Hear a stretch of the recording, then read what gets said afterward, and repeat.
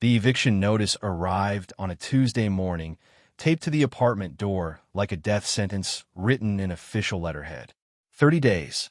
Elena Morales stood in the narrow hallway of the building that smelled perpetually of cabbage and cigarette smoke, her 7-year-old daughter Sofia's hand in hers, and read the words 3 times before they fully registered. Failure to pay rent. Outstanding balance. Legal action pending. She'd been 3 weeks late. Just 3 weeks. The manager, Mr. Kowalski, had promised her until the end of the month when her tax refund came through. But promises meant nothing when corporate ownership changed hands and new management decided strict enforcement looked better on quarterly reports. Sofia tugged at her sleeve. "Mama, what does it say?" Elena folded the paper quickly, forcing brightness into her voice that she absolutely didn't feel. "Nothing important, Mija. Just some paperwork we need to handle." The apartment behind them was barely 400 square feet. One bedroom where Sofia slept on a twin bed pressed against the wall. A living room where Elena's pull-out couch doubled as dining table, workspace, and a place she collapsed at night after double shifts at the medical clinic. A kitchenette with appliances from the 1970s, and a bathroom where the shower leaked no matter how many times maintenance promised to fix it. It wasn't much, but it was theirs, or had been. Elena had been 23 when Sofia's father left. Walked out 3 months after the birth with an apology that felt rehearsed and a forwarding address he never actually provided. She'd managed alone since then. 2 jobs, sometimes 3. The clinic during the day, where she worked as a medical assistant. Cleaning office buildings at night. Weekend shifts at a retail store during busy seasons. Every penny calculated. Every expense justified. Rice and beans stretched across multiple meals. Thrift store clothes for Sofia because children grew too fast to justify retail prices. No cable, no streaming services, entertainment limited to library books and walks in the park. And still, it was never quite enough. The rent increase 6 months ago had tipped the balance. $50 more per month didn't sound like much until you were already living on a knife's edge between survival and catastrophe. Elena had tried. Cut back on groceries until Sofia started asking why they never had fruit anymore. Sold what little jewelry she owned.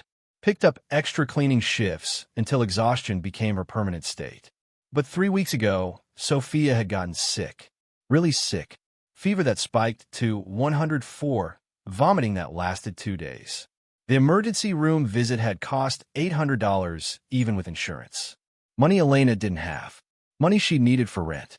She'd chosen her daughter's health over keeping a roof over their heads. And now they were paying the price. That afternoon, after dropping Sofia at school with a smile and a promise that everything was fine, Elena sat in the clinic break room during her lunch hour and tried to solve an equation that had no solution. She pulled up apartment listings on her phone, watching her hope drain with each search result. Studio apartments started at $900 a month. 1-bedrooms pushed $1,200 in neighborhoods where she'd feel safe letting Sofia play outside. Everything required first month, last month, security deposit. $3,000 minimum just to move somewhere else, equally marginal. Her checking account showed $247. Savings account emptied months ago. Credit cards maxed out. Family who could help non-existent. Her mother had died when Elena was 19. Her father, whoever he was, had never been part of the picture. No siblings, no extended family she'd maintained contact with. Just her and Sofia against a world that didn't care how hard you worked if you started from nothing. "You look like someone killed your dog." Marissa, the clinic senior nurse, dropped into the chair across from her. "What's wrong?" Elena considered lying, maintaining the fiction that everything was under control. But exhaustion had worn away her ability to pretend, and Marissa had always been kind in a world that rarely was. "Got evicted. 30 days to find a new place with money I don't have." Marissa's expression shifted to the practiced sympathy of someone who'd heard similar stories too many times. "Can you talk to Kowalski? Explain the situation?" New management. They don't care about situations. They sat in silence for a moment. The break room fluorescent lights hummed overhead, casting everything in the kind of institutional brightness that made problems feel even more insurmountable. Marissa pulled out her phone, scrolling through something. You ever think about buying instead of renting? Elena laughed, the sound brittle and humorless. With what money? I can't even make rent. No, I mean like really buying. Cheap. There's this thing I saw online about tax lien properties and municipal auctions. Houses the county takes over when people don't pay property taxes. They sell them for almost nothing just to get them off the books. Houses that cheap have to be condemned. Uninhabitable. Probably, but you're good with your hands. I've seen you fix the clinic equipment when it breaks. And what's the alternative? Homeless shelter until you save enough for an apartment you still can't afford? The words landed hard because they were true. Elena had approximately 0 options that didn't end with her and Sofia sleeping in her 12-year-old Honda or begging space in shelters that were already overcrowded and dangerous. That night, after Sofia was asleep, Elena sat at her laptop searching for municipal property auctions in surrounding counties. Most listings were for land parcels, empty lots that required building from scratch. But one caught her attention, buried 3 pages deep in search results that no one except the desperate would bother examining. Temple of the Amethyst, Dawn. 1247, Celestial Ridge Road, Moonstone County. Starting bid, $750. Property condition, severe damage. Historical structure. Buyer assumes all taxes and renovation costs. The photographs were devastating. What had clearly once been an architectural marvel now looked like something from a post-apocalyptic film. The building sprawled across what must have been 2 acres, its structure vaguely resembling a Buddhist temple with peaked roofs and ornate details that were barely visible through layers of decay. Windows were smashed, leaving dark openings like missing teeth. The roof had partially collapsed on the eastern wing. Graffiti covered the lower walls in spray-painted profanity and gang symbols. Vegetation had claimed everything, vines crawling up the sides and through broken windows, small trees growing from the gutters. But underneath the destruction, Elena could see something else. The proportions suggested careful design. The remaining roof tiles appear to be genuine ceramic, expensive materials from an era when buildings were meant to last. The front entrance featured carved wooden doors hanging crookedly on broken hinges, their surface showing intricate patterns beneath the vandalism. She clicked through to the property history. Built in 1927 by someone named Harrison Whitmore, a wealthy eccentric who'd made his fortune in the amethyst mining industry. The temple had been his personal residence and spiritual retreat, constructed with materials sourced globally. Abandoned in 1972 after Whitmore's death. Various owners since then, each failing to maintain it. Seized by the county in 2018 for unpaid property taxes totaling $8,000. The starting bid was $750, but the buyer would inherit that $8,000 tax debt, plus responsibility for bringing the structure up to code or facing demolition orders. It was insane. Completely, utterly insane. Elena clicked on the auction registration link. The municipal auction took place in a dingy county building that smelled of old coffee and bureaucratic indifference. Elena had borrowed Marissa's car to make the hour-long drive. Sofia buckled in the back seat with coloring books and the kind of patience that broke Elena's heart because 7-year-olds shouldn't have to be this understanding about adult struggles. The auction room held maybe 20 people, mostly middle-aged men in work clothes who looked like contractors or property flippers searching for deals. Elena felt conspicuously out of place in her clinic scrubs, having come directly from her shift with no time to change. A bored-looking clerk called properties one by one. Empty lots sold for a few $100s. Small houses in rough neighborhoods went for low thousands. When the Temple of the Amethyst Dawn came up, a photograph displayed on the screen showing the full extent of its destruction, several people laughed. "That's not a property. That's a liability," someone muttered. The auctioneer's voice carried practiced disinterest. Temple of the Amethyst Dawn, 1247, Celestial Ridge Road. Starting bid, $750. Buyer assumes $8,000 in back taxes and all renovation costs. Property sold as is with no warranties or guarantees. Silence. Elena's heart pounded so hard she could feel it in her throat. This was stupid. This was the kind of decision desperate people made right before their lives imploded completely.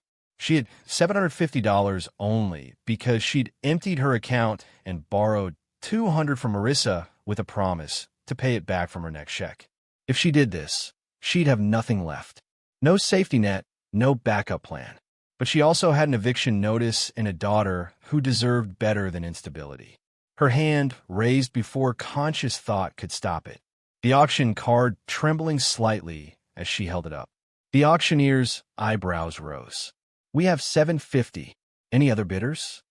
The room remained silent, except for a few whispered comments she couldn't quite hear, but whose mocking tone carried clearly enough. Going once. Going twice. A pause that felt eternal. Sold for $750 to bidder 47. Elena signed paperwork in a daze, her hand moving through motions while her brain screamed about what she'd just done. The clerk processing the sale looked at her with something between pity and confusion. "You know this property is in really bad shape, right? The counties had 3 structural engineers refuse to even enter it without hazmat suits and demolition permits. I saw the photos. And you still want it?" Elena thought about Sofia asking why they had to move again, about eviction notices and homeless shelters and the grinding poverty that no amount of hard work seemed able to escape. "I still want it." The drive to see the property took 90 minutes through increasingly rural roads. Marissa had agreed to watch Sofia, asking no questions but giving Elena a hug that suggested she understood the desperate calculus that had led to this decision. Celestial Ridge Road turned out to be a narrow, cracked asphalt lane that wound through dense forest. GPS lost signal twice, leaving Elena navigating by instinct and the county property map she'd printed. When she finally found the address, marked by a rusted mailbox hanging at a 45-degree angle, her breath caught somewhere between her lungs and her throat. The temple sat in a clearing surrounded by pine trees and overgrown vegetation that must have once been landscape gardens. Even in its destroyed state, the scale was overwhelming. The main building stretched at least 100 feet across, with wings extending on both sides. A separate structure that might have been a garage or outbuilding stood partially collapsed near the rear. Elena parked in what had probably been a circular driveway, now barely visible under years of accumulated leaves and dirt.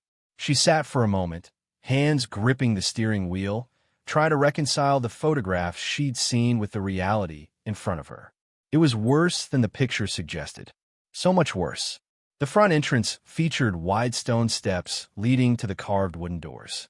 Half the steps had crumbled, leaving gaps that would require careful navigation. The doors themselves showed beautiful craftsmanship underneath the graffiti, but one hung completely off its hinges, revealing darkness beyond. She approached slowly, testing each step before putting her full weight on it.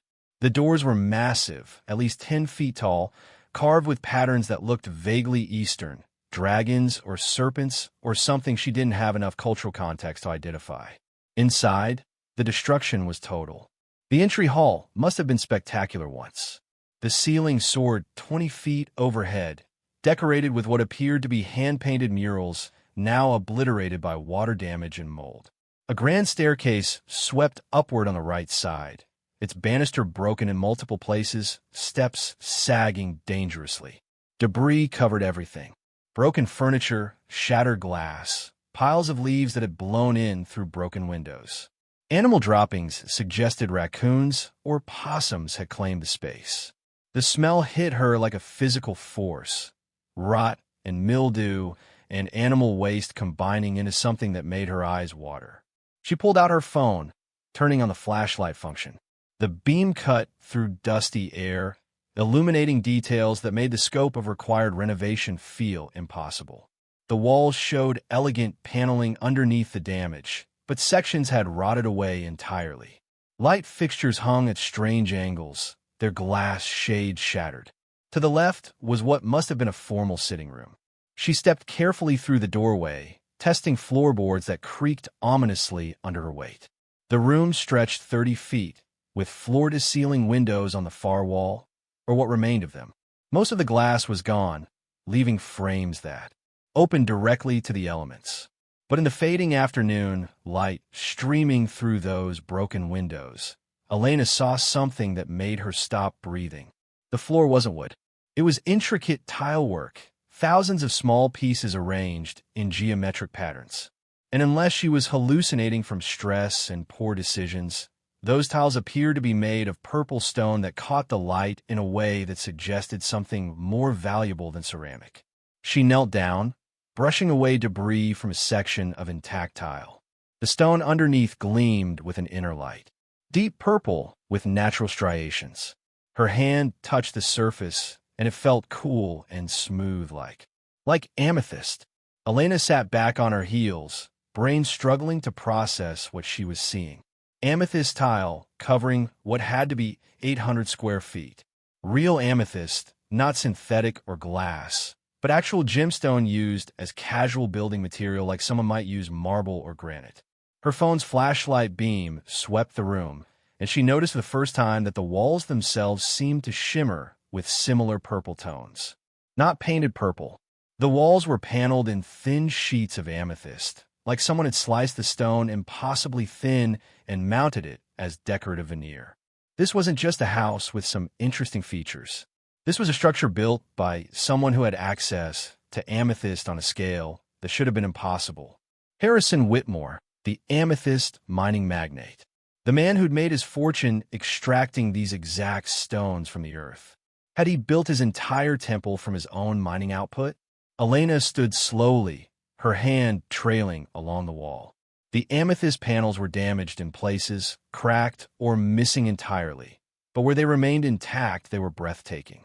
Deep purple fading to lighter lavender, natural banding creating patterns that looked almost intentional. She moved through the ground floor in a daze, discovering more. The dining room featured a massive table that had collapsed under its own weight, but the floor beneath showed more amethyst tile. The kitchen, surprisingly modern for 1927 structure, had countertops made of solid amethyst slabs 3 inches thick.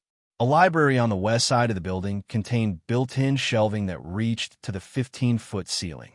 Most of the shelves were empty or held rotted book remains, but the shelving itself was constructed from amethyst-veined wood, dark timber inlaid with purple stone and patterns that must have taken craftsmen months to create.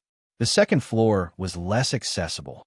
The staircase felt unstable enough that Elena didn't risk climbing it without better equipment in daylight. But from the entry hall, she could see hallways leading to what must have been numerous bedrooms, and the same purple shimmer reflected in whatever light penetrated the gloom. She bought a temple made of amethyst. Destroyed, vandalized, structurally questionable, but constructed from materials whose value she couldn't begin to calculate. The question was whether that mattered when she had no money to repair it, no expertise to evaluate what she'd found, and 30 days before she and Sofia were homeless. Elena locked the hanging door as best she could and drove back to the city in darkness, her mind racing through implications she didn't fully understand. She'd intended to buy a cheap property that might, with massive work, become habitable. Instead, she'd acquired what amounted to a giant jewelry box that someone had smashed and abandoned. When she picked up Sofia from Marissa's apartment, her friend took one look at her face and poured wine without asking permission. That bad? It's... Elena struggled for words. It's worse than I imagined, and also completely different than I expected. She explained about the amethyst, the scale of it, the impossible opulence rendered worthless by decades of neglect and destruction. Marissa listened with widening eyes, occasionally interrupting with questions that Elena couldn't answer. How much is amethyst worth? I don't know. It's a semi-precious stone, so not like diamonds, but in those quantities. Can you sell it? The materials, I mean, even if the building isn't salvageable? Elena hadn't thought that far. Maybe? I don't even know where to start. Do you sell gemstones by the pound? By the square foot? Sofia had fallen asleep on Marissa's couch, curled around a stuffed rabbit that had seen better days. Elena looked at her daughter's peaceful face and felt the familiar weight of responsibility that never lifted. I need to figure out if this is valuable enough to matter, or if I just spent my last $750 on a pile of pretty rocks that I can't afford to do anything with. Marissa pulled out her laptop, already searching. There has to be someone who evaluates this kind of thing. A gemologist or property assessor or something. They found Dr. Richard Shun, a gemologist associated with the State University who specialized in historical properties and estate evaluations. His website suggested he'd worked on museum acquisitions and legal disputes over mineral rights. Elena sent an email at midnight, explaining in vague terms that she'd acquired a property with significant amethyst features and needed expert assessment. She didn't expect a response for days. Dr. Chun replied within 40 minutes. I'm familiar with the Whitmore Temple.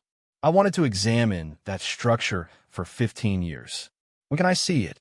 They agreed on Saturday morning. Elena spent the intervening days working her shifts at the clinic, researching amethyst values, and trying not to think about how spectacularly this could all fall apart. Amethyst, she learned, was valued based on color depth, clarity, and size. Deep purple, with no visible inclusions, commanded premium prices. Large, gem-quality specimens could sell for hundreds per carat. But construction-grade amethyst used for decorative purposes brought much lower values. Still, the sheer quantity in the temple suggested value that might be significant, if even a fraction of what she'd seen could be salvaged and sold. But then what? Use the money to demolish a historical building and sell it for parts? That felt wrong in ways she couldn't articulate. Harrison Whitmore had built something extraordinary. Just because it had been destroyed didn't mean it deserved complete obliteration. Dr. Chin arrived Saturday morning in a pristine SUV that looked out of place on the rutted forest road. He was 60-something, wearing clothes that suggested someone comfortable in both academic and field settings. His handshake was firm, his expression carefully neutral in the way of professionals who'd learned not to show excitement too early. Ms. Morales, thank you for contacting me. Elena led him through the broken entrance, watching his reaction as the scope of the destruction and the gleam of amethyst both became visible. His neutrality cracked slightly, replaced by the kind of intensity she associated with people who'd just found something they'd been seeking for a very long time. He spent 4 hours examining the structure, taking samples with her permission, photographing everything with professional equipment, making notes in a leather journal. Elena followed him through the ground floor, pointing out features she discovered, asking questions he sometimes answered and sometimes deferred with promises of analysis later. When he finally spoke, standing in the entry hall surrounded by destruction and beauty, his voice carried a weight that made Elena's stomach tighten with anticipation she didn't dare fully feel. Harrison Whitmore built this temple using amethyst from his personal mining operations in Brazil and Uruguay. At the time, he controlled approximately 60% of global high-quality amethyst production. This building represents the largest concentration of gem-grade amethyst in architectural use anywhere in the world. He showed her photographs he'd taken, close-ups that highlighted the stone's quality. This isn't construction-grade material. This is museum-quality amethyst, used as casual building material. The floor tile alone represents tens of thousands of individual stones, each worth $200 to $500 in today's market. Elena's hand found the wall, needing support as the implications crashed through her careful hope. How much? Total? I'll need to complete analysis, but conservatively? Dr. Chin's expression suggested he was restraining professional excitement with difficulty. $80 to $120 million in recoverable material. Possibly more if the upper floors contained similar features. The world tilted sideways.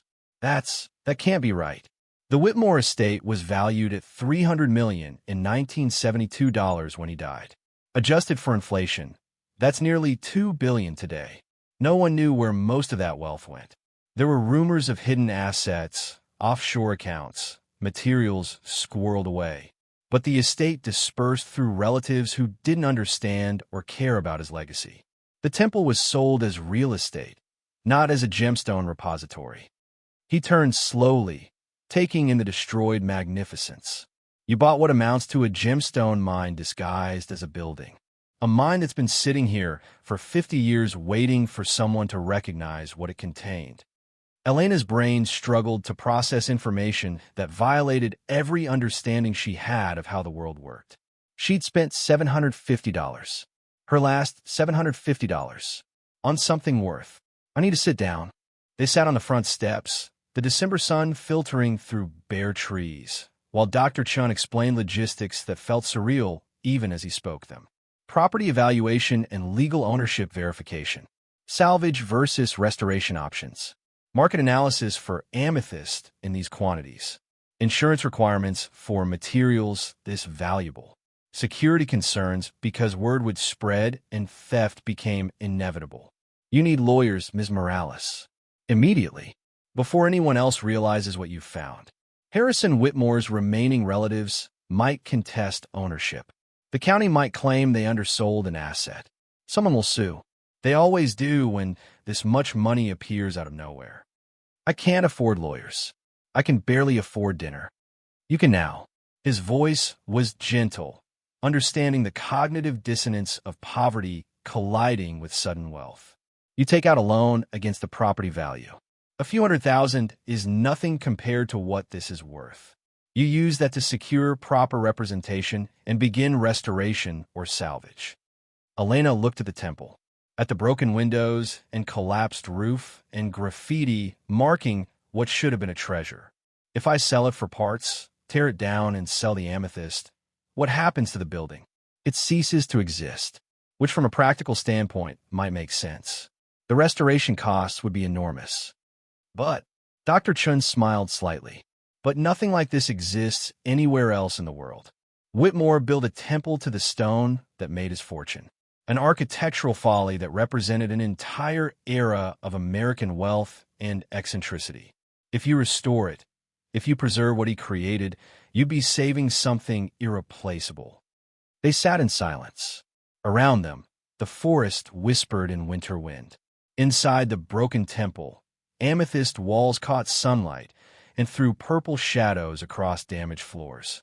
Elena thought about Sofia, about the life she could give her daughter with $80 million, college without debt, medical care without bankruptcy, stability and security and all the things they'd never had. She also thought about Harrison Whitmore building something beautiful and strange and utterly unique, about how wealth could create or destroy, about whether she wanted to be someone who chose easy money over difficult preservation. How much would restoration cost? Complete, historically accurate restoration? 40 to 60 million over 5 to 7 years. And after, what would it be worth? As a museum property or private estate? 200 to 300 million. As a symbolic statement about preservation and wealth used well? Priceless. Elena stood, brushing dust from her jeans. I need to think about this. All of it. Can you send me your full evaluation in writing? Of course. And Ms. Morales? Dr. Chin's expression carried something like admiration. Whatever you decide, you just change your life in ways that will take years to fully understand. Use that power carefully. The morning after Dr. Chin's evaluation, Elena woke at 5 a.m. in her soon-to-be former apartment with a certainty that felt like standing at the edge of a cliff. Her phone showed 3 missed calls from numbers she didn't recognize and 2 emails that made her stomach drop. The first email was from someone claiming to be Harrison Whitmore's great-nephew, expressing concern about the recent sale of family property and requesting an immediate meeting to discuss rightful inheritance claims. The second was from Moonstone County's legal department, politely requesting she contact them regarding potential irregularities in the recent property auction. It had been less than 24 hours since Dr. Chen's visit. Word traveled faster than she'd imagined possible. She made coffee in the tiny kitchenette, watching dawn break over the city through windows that faced a brick wall 3 feet away. Sofia still slept, curled in her blankets with the innocent peace of someone who didn't yet understand that their entire world was about to transform. Elena pulled out her laptop and began researching lawyers who specialized in property disputes and estate law. The search results were overwhelming. Hundreds of options, each claiming expertise, none of them offering the kind of guidance she actually needed. How to navigate sudden wealth when you'd spent your entire life with nothing. A text message interrupted her research. Marissa, are you seeing the local news? Elena switched to the news station's website and felt ice flood her veins. The headline read, Hidden Fortune. Local woman discovers millions in gemstones in abandoned temple. The article was brief but devastating in its accuracy. Someone had leaked information about the auction, the property's Amethyst features, and Dr. Chen's preliminary evaluation. They'd even included photographs, not professional ones like Dr. Chen had taken, but grainy images that looked like they'd been shot with a phone camera through the broken windows. Her phone rang. Unknown number. She answered against her better judgment. Ms. Morales? A smooth male voice, professionally friendly in a way that set off alarm bells. My name is David Brennan. I represent Apex Heritage Properties. We'd like to discuss purchasing your recent acquisition. We're prepared to offer $3 million immediate payment, and we'll handle all the legal complications that are about to make your life very difficult. I'm not interested in selling. I understand this is overwhelming, but you should know that Harrison Whitmore's estate has multiple claimants who've been searching for his hidden assets for decades. They have resources and legal teams that will bury you in litigation for years. We're offering you a clean exit before that begins. Elena's hand tightened on the phone. How did you get my number? It's a small county. Information has a way of circulating. The offer stands for 72 hours. After that, we withdraw and you're on your own. He hung up before she could respond. Within the hour, 2 more companies called with similar offers. For $1 million, $5 million, each one emphasizing how difficult her life was about to become, how expensive legal defense would be, how smart people took the money and walked away. None of them offered anything close to what Dr. Chun had estimated the property was actually worth. Elena was scheduled for an afternoon shift at the clinic, but called in sick for the first time in 3 years. Instead, she dropped Sofia at school and drove to the one place she could think of that might offer guidance without judgment. The public library's reference desk was staffed by an elderly woman named Mrs. Okonkwo, who'd helped Elena find free legal resources when she'd been fleeing Sofia's father. She looked up when Elena approached, recognition dawning followed immediately by something that looked like concern. I saw the news. I assume that's why you're here? I need help finding a lawyer I can trust. Someone who won't try to take advantage of the fact that I have no idea what I'm doing. Mrs. Okonkwo studied her for a long moment, then picked up her phone and dialed a number from memory. Marcus? It's Adele. I'm sending someone your way. Yes, that's someone. She needs you to be the good man I know you are, not the profitable lawyer you pretend to be. A pause. Good. She'll be there in 30 minutes. She hung up and wrote an address on a slip of paper. Marcus Webb. We were married briefly 40 years ago, which is how I know he's fundamentally decent underneath the expensive suits. Tell him I sent you, and remind him he owes me for not taking half his assets in the divorce. The law office of Webb & Associates occupied the 8th floor of a downtown building with views of the river and furniture that whispered money in subtle ways.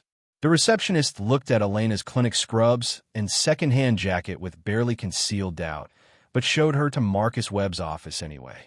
Marcus was 70-something, black with silver hair and the kind of presence that filled a room without effort. He gestured Elena to a chair across from his massive desk and waited for her to speak. Your ex-wife said you're decent underneath the expensive suits. He smiled, genuine warmth breaking through professional neutrality. Adele has a unique way with compliments. I assume you're the woman from a news story about the Amethyst Temple? I bought it for $750 because I was about to be evicted and had nowhere else to go. Now people are calling me with offers to buy it for millions, and I don't know what's real and what's manipulation. Marcus picked up a legal pad, making notes in handwriting that looked like architectural blueprints, precise, deliberate. Tell me everything. Start with the eviction notice, and don't skip anything you think might be irrelevant. Elena talked for 90 minutes. The auction, the discovery, Dr. Chen's evaluation, the phone calls and emails, the news coverage that had appeared impossibly fast. Marcus listened without interrupting, occasionally asking clarifying questions, his expression giving away nothing. When she finished, he set down his pen and leaned back in his chair. You've accidentally stumbled into what could be one of the largest individual property values discovered in this state in the last 50 years. The vultures are already circling because that's what vultures do when they smell blood. You need protection immediately. I can't afford you. You can. I'll take payment from the eventual settlement or sale, whatever you decide. 5% of final proceeds, which is below my usual rate because Adele would haunt me if I charged you more. He pulled out a contract, already prepared as if he'd been expecting this. But we start work immediately. Today. Right now. Elena read the contract carefully, years of being taken advantage of having taught her to trust nothing without verification. The terms were clear, straightforward, and as far as she could tell, fair. She signed. Marcus made phone calls before she'd even finished writing her name. His assistant appeared with documents for Elena to sign, incorporation papers establishing her as CEO of a new holding company that would own the temple property. Transfer paperwork moving the deed from her personal name to the company. Instructions for a bank to set up business accounts. Why the company? Elena asked, signing pages she barely understood. Because lawsuits target individuals. They go after your personal assets, your wages, everything you own. A corporation creates separation. They can sue the company, but your personal finances stay protected. Also, it makes you look less like a lucky amateur and more like a serious property owner. By 4 p.m., Elena had transformed from a medical assistant who'd bought a cheap house into the CEO of Amethyst Holdings, LLC, owner of a property valued at a minimum of $80 million. The cognitive dissonance made her feel like she was floating 6 inches above her own life, watching events unfold to someone else. Marcus scheduled meetings for the next day with a property assessor he trusted, a security company that specialized in high-value estates, and an insurance broker who could provide coverage for materials worth more than most people earned in a lifetime. What about the Whitmore relatives claiming? Inheritance rights? Let them claim. They'll need to prove they have legal standing, which they don't if the property was legitimately seized and auctioned for unpaid taxes. The county followed proper procedure. Elena nodded, pulling out the auction documents. Marcus reviewed them with the eye of someone who'd spent decades finding flaws in paperwork. This is solid. They notified all parties of record, provided public notice, followed statutory requirements. Unless someone can prove fraud, which they can't, you're the legitimate owner. What about the county saying there were irregularities in the sale? Marcus's expression hardened. The county is embarrassed they sold an $80 million asset for $750. They want a do-over now that they realize their mistake. That's not how law works. They'll threaten, make noise, maybe file a nuisance suit, but judges don't like government entities trying to reverse sales just because they got a bad deal. Elena felt something in her chest unclench slightly. So, actually own it? Legally, definitely own it? You own it. The question now is what you do with it. She thought about Dr. Chen's words. Restoration versus salvage. Preservation versus profit. The easy path versus the meaningful one. I want to restore it. The whole temple, historically accurate. Everything Whitmore intended it to be. Marcus's eyebrows rose. That's the expensive choice. The complicated choice. I know, but I've spent my whole life taking the cheap option because I had to. For once, I want to build something that matters. Something Sofia can be proud of. Then we planned for restoration. Marcus was already making notes, which means securing the property immediately, getting structural engineers to assess safety, beginning the permit process, and finding contractors who won't rob you blind because they know you're new to this. He looked at her directly, the kind of eye contact that demanded honesty. This will take years, Ms. Morales. It will be exhausting and expensive, and people will fight you every step of the way. Are you certain this is what you want? Elena thought about the purple light filtering through broken windows, about Harrison Whitmore building something beautiful because he could, because it mattered, because some things deserved to exist regardless of profit calculations. I'm certain. The security company arrived at the temple the next morning. 3 professionals who examined the property with the systematic efficiency of people who'd protected everything from embassies to celebrity estates. Their assessment was blunt. The property was completely unsecured and vulnerable to theft on a scale that could strip millions in materials before anyone noticed. They recommended immediate installation of motion sensors, cameras covering all approaches, security lighting, reinforced temporary barriers over broken windows and doors, and 24-hour patrol service until permanent security could be established. The quote was $15,000 for installation and $5,000 monthly for monitoring. Elena signed the contract without hesitation, using funds from a bridge loan Marcus had arranged against the property's value. The money felt surreal. Thousands of dollars spent with a signature, when 3 weeks ago she'd been agonizing over whether she could afford the $8 copay for Sofia's antibiotics. The property assessor came next, a methodical woman named Patricia Lynn who'd evaluated historical properties across 3 states. She spent 2 days documenting every room, every feature, every intact element, and every damaged section.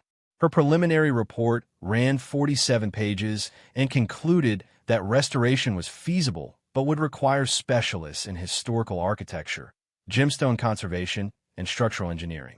Estimated timeline, 6 to 8 years. Estimated cost, $50 to $70 million. Estimated completed value, $250 to $400 million as a unique historical property.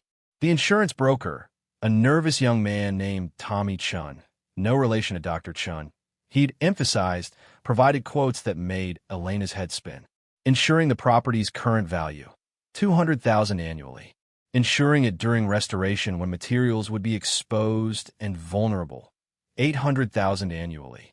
Marcus negotiated the rates down to $600,000 for restoration coverage, but the number still felt impossible even as she signed paperwork authorizing payment. "You're spending millions before you've earned anything," Elena said that night, sitting in Marcus's office while Sofia did homework in the reception area. "What if this fails? What if I can't actually pull this off? Then you sell the materials, pay off your loans, and walk away with tens of millions of dollars. The worst-case scenario is you become very wealthy. The best case is you become very wealthy and create something extraordinary." Marcus's smile was kind. "You're not risking homelessness anymore, Ms. Morales. You're risking the difference between rich and very rich." The first lawsuit arrived 5 days after the auction.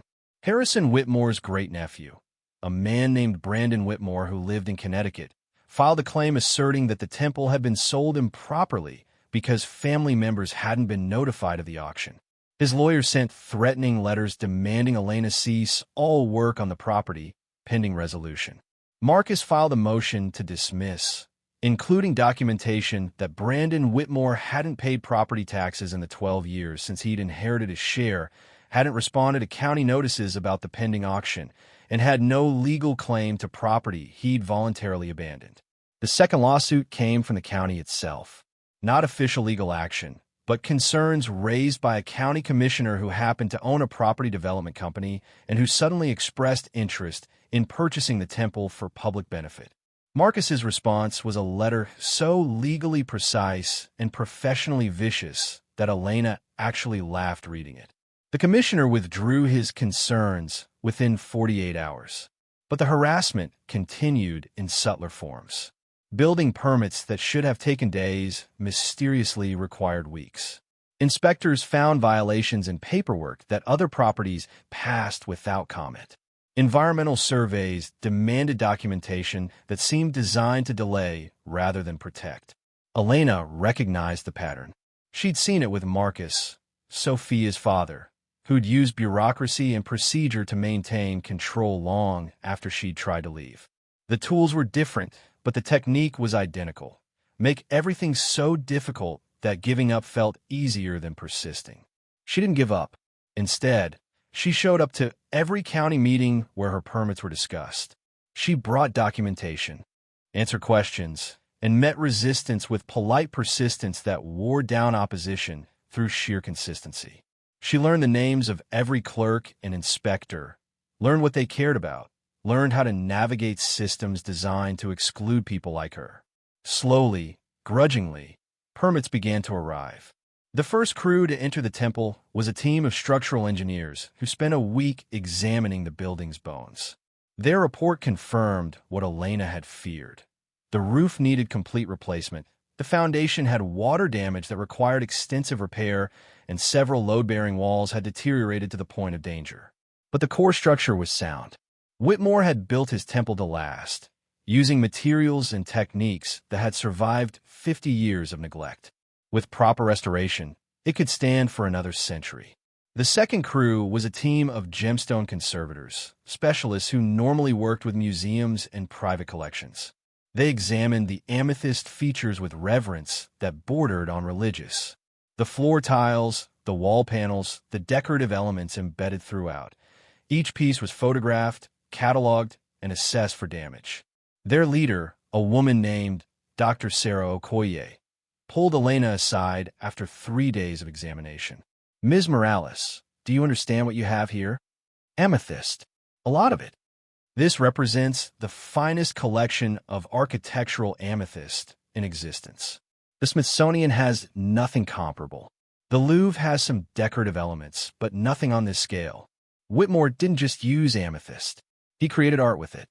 She showed Elena photographs of wall panels where different shades of purple had been arranged to create images, geometric patterns, natural scenes, abstract designs that only became visible when you stepped back far enough to see the whole composition.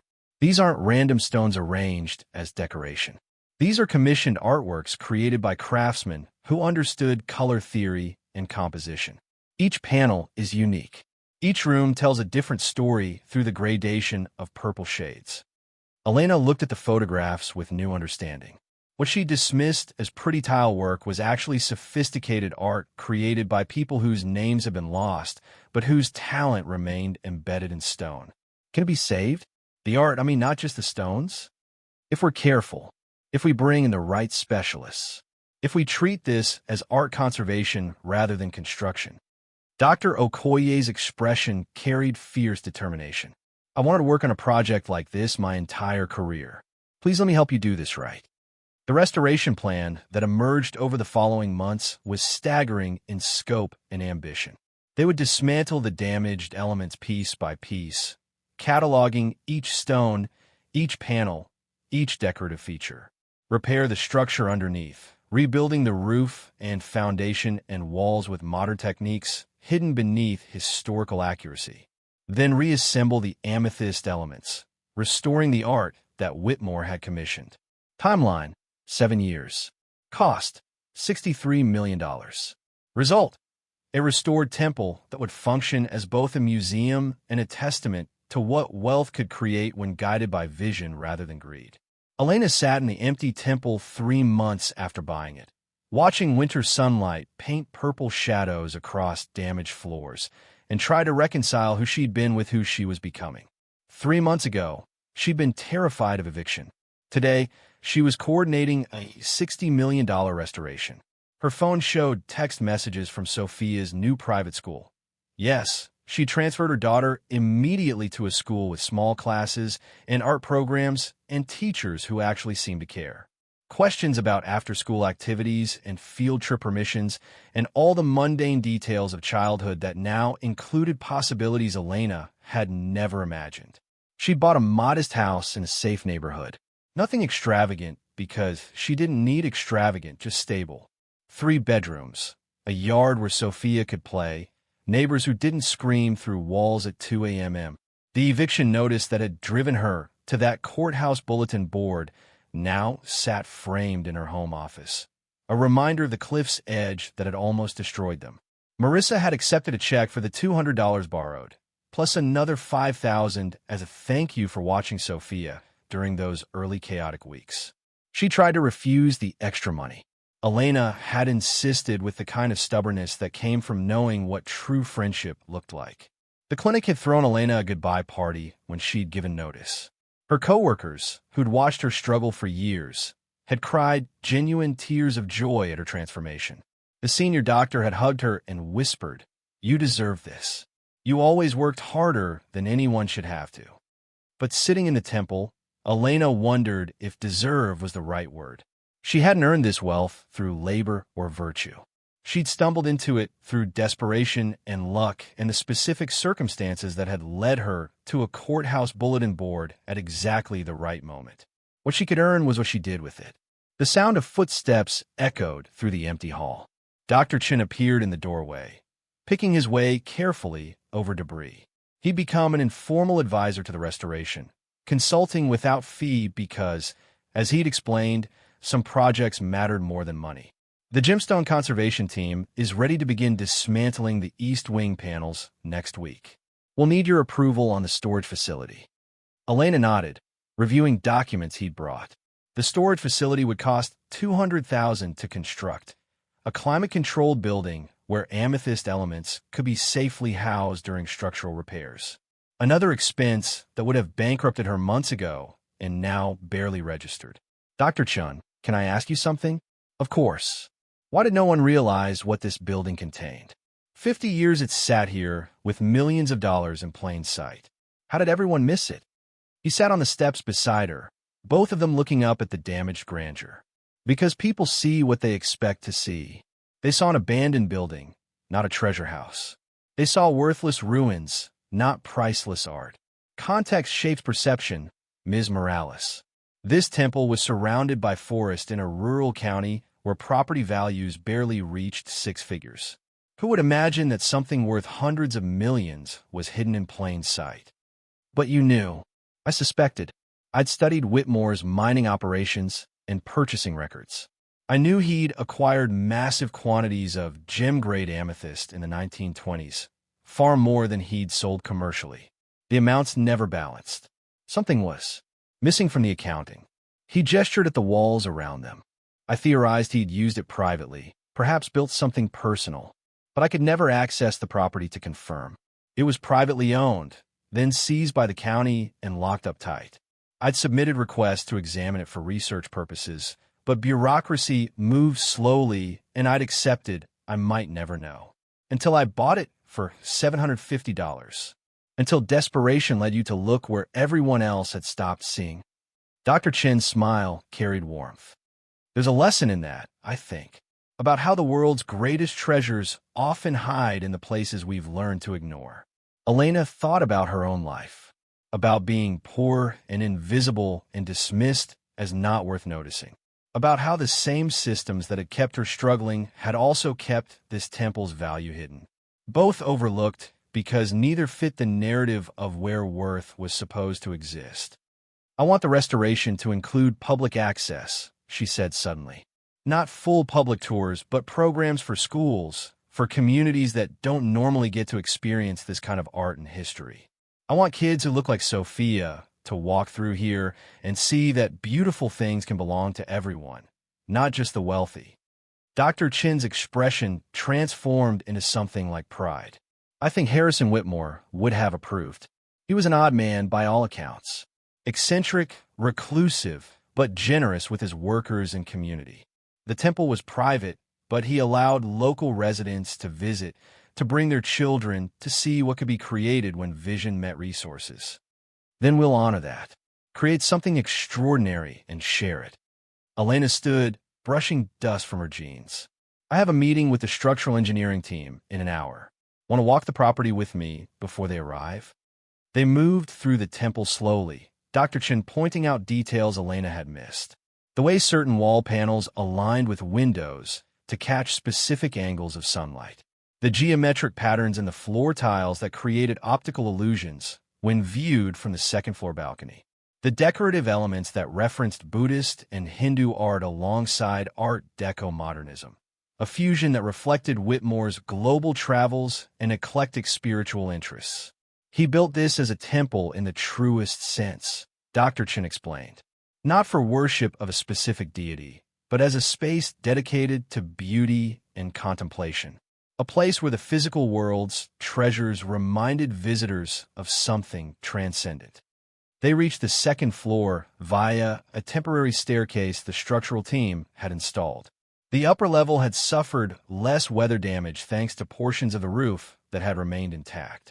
Here, the bedrooms still showed traces of their original purpose.